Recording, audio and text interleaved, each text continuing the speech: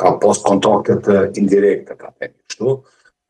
jo për koalicionet të mundshme për të tilla, po vetëm për të ndalur përkërshit këto që i kemi folë të ti në kanaljet, këto që kemi komentuar dhe kemi sugjeruar të ndodhë për daljen nga bllokada, që është marrëveshja për mos më marrë vesh për qeveri, po më marrë vesh që është për shkunxheri. Në qoftë se vije deri aty, do thotë to janë format e kontakteve që bëhen dhe që janë krejt natyrale, do thotë kemi të bëjmë me kontakte të natyrës jo publike, në sensin që kanë shku zoti Krasniqi i PDK-s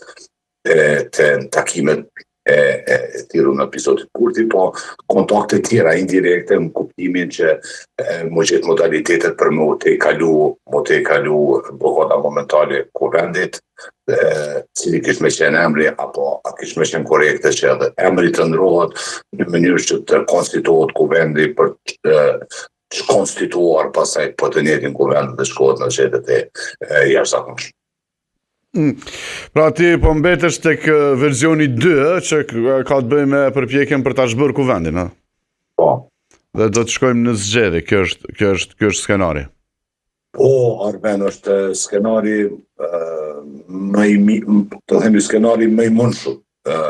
most probable, në këtë aspekt për arsye që të ndryshme, do të është konzumuar ta qenë kushtimisht loja politike nga dy spektret politike në Kosovë, ta quajmë kështu, po si po kanë dëshirë këto ish opozita ta quajnë një blok opozitar vetën nëse s'janë, edhe nga vetëvendosja akademe, bloku tjetër vetëvendosje Guxova Alternativa, është mri me dukje në fundin e kësaj sage edhe në mundësitë e durimit të çka duhet bërë politikisht tutje, sepse po ka lënë në trivializim gjithçka më, do të tash s'ka më hapësinë për u thonë çka u thonë, u bë çka u bë, politikisht qoftë nga aspektin opinionit publik apo neve ata nga që ndërtojmë apo ndikojmë opinionit publik, qoftë mediat, qoftë